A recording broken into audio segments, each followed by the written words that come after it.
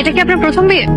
প্রথম দেখায় কোনো হাই হ্যালো না করে সরাসরি একটা এম্বারাসিং কোশ্চেন করবেন সেটা বুঝতে পারিনি, আশাও করিনি। আপনি কি আশা করছেন সেটা আপনার ব্যাপার, তবে মেন্টালি প্রিপেয়ার্ড হন। এর থেকে এম্বারেসিং কোশ্চেনের মুখোমুখি হতে হবে আপনাকে। তাই নাকি? জি, একটা কথা ক্লিয়ার করে বলি, আজ আপনি আমাকে দেখতে আসেননি, আমি আপনাকে দেখতে এসেছি। তো আজকে যা কোশ্চেন করার সব আমিই করব। আর আপনি তো বুঝতেই পারছেন আমি ক্যাম্পাস থেকে এসেছি, আমাকে আবার ক্যাম্পাসে যেতে হবে। সময় নষ্ট না করে সরাসরি প্রশ্ন সরাসরি উত্তর দিন। আমিও দেখতে চাই আমার ফ্যামিলি কেন আপনাকে পছন্দ করেছে। মা বায়োডাটাতে যা লিখেছে তার সাথে ওর কোনোই মিল নেই। আমি তো ভেবেছিলাম পুকুরের পানির মতো শান্ত একটা মেয়ে। কি হলো, চুপ করে আছেন কেন? আমার প্রশ্নের উত্তর দেন। এটা কি আপনার প্রথম বিয়ে? জি। বর্তমানে কোনো গার্লফ্রেন্ড আছে? না। অতীতে ছিল? না, অতীত বর্তমান কোনো কালেই কোনো গার্লফ্রেন্ড ছিল না। কেন ছিল না? কখনো কোনো প্রেম করিনি তাই। কেন প্রেম করেন? আপনার কি কোনো শারীরিক সমস্যা আছে?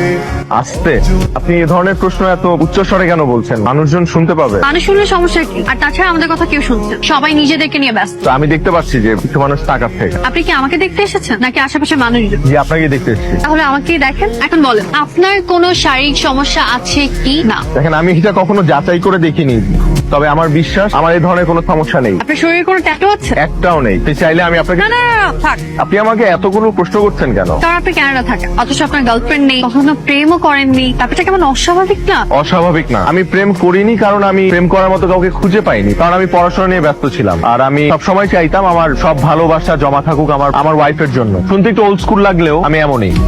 ড্রিঙ্ক করেন? জি। না না, আপনি কি হার্ড ড্রিঙ্ক বুঝিয়ে?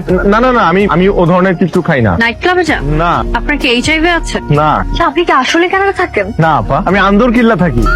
আমার সাথে একদম ফাইজলামি করবেন, আমি আপনার বেআইন না। সরি।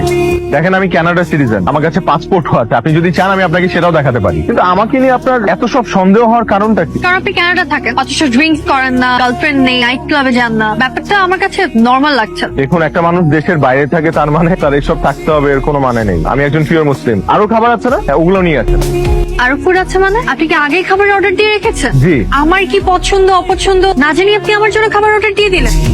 মানে বিষয়টা অনেকটা নিজের পছন্দ অন্যের উপর চাপিয়ে দেওয়ার মতো হয়ে গেল না? না মানে আমি তো ঠিকঠাক মতো জানি না আপনার পছন্দ অপছন্দ কি, তাই আমি মেনু থেকে মোটামুটি সবকিছু অর্ডার দিয়ে রেখেছি। সব খাবার অর্ডার দেওয়ার বিষয়টিও আমার পছন্দ হলো, কারণ এটা একদিকে অর্থের অপচয় আর অন্যদিকে আপনার নিজেকে জাহির করার একটা চেষ্টা। মানে আপনি এটা শো করতে চাচ্ছেন যে আপনার অনেক টাকা, তাই তো?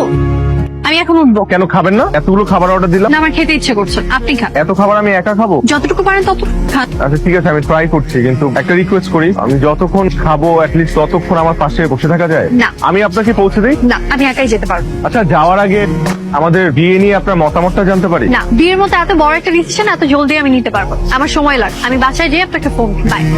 আচ্ছা, এত কঠিন কেন মেয়েটা? মা তো বলেছিল নরম একটা মেয়ে, তবে মনে হচ্ছে এই মেয়ের সাথে আমার ভালো জমবে। চাচি, দুপুরে কিছু খেয়েছেন? দোয়া করি বাবা, মেলা বড় হও। না, আমি একা না, মানে আমাদের দুজনের জন্য দোয়া করে দিয়েন। ঋতু বৌমার মনটা যাতে একটু নরম হয়ে যায়, এটা একটু দোয়া করে দেন আল্লাহর কাছে। ঋতু বৌমার মনটা নরম কইরা দিও। লিতু না ঋতু। আবার কোন লিতুর মন নরম হয়ে যায়? কিরে, ভাত খাবি না? রাত কটা বাজে? খেয়াল আছে? তোর জন্য আমি না খেয়ে বসে আছি। এক কথা বারবার বলো না তো। ঋতুর ফোন না পাওয়া পর্যন্ত আমি কিচ্ছু খাবো না। কি ব্যাপার, এত রাতে ফোন দিলেন যে? অনেক রাত হয়ে গেছে না? সরি। আসলে আপনার তো ফোন দেওয়ার কথা ছিল, বাসায় গিয়ে আপনি বলেছিলেন, তাই ফোন দিচ্ছিলেন না, অস্থির লাগছিল, তাই অস্থিরতায় কিছু না চিন্তা করে ফোন দিয়ে বসলাম। আচ্ছা, এবার বলুন হ্যাঁ নাকি না? কিসের হ্যাঁ না? আপনি না বললেন যে আপনি এত জলদি সিদ্ধান্ত নিতে পারবেন না, আপনি বাসায় গিয়ে ফোন করবেন, জানাবেন, মানে আমাকে বিয়ে করবেন কিনা। একদিনে কারোর সাথে দেখা করে কয়েক মিনিট কথা বলে কি বোঝা যায় যে সে কেমন মানুষ? আমার আপনার সাথে আরো দেখা করতে হবে। তবে হ্যাঁ, আপনাকে থ্যাঙ্কস। থ্যাঙ্কস কেন? আমি চলে আসার পর যে ওই অসহায় মহিলাকে নিয়ে খাবারগুলো খেয়েছেন সেটার জন্য থ্যাঙ্কস। এই কি আপনি জানলেন কি করে? আপনি দেখেছেন পাশের টেবিলে দুইটা ছেলে আর একজন ভদ্র মহিলা আপনাকে সারাক্ষণ দেখছিল।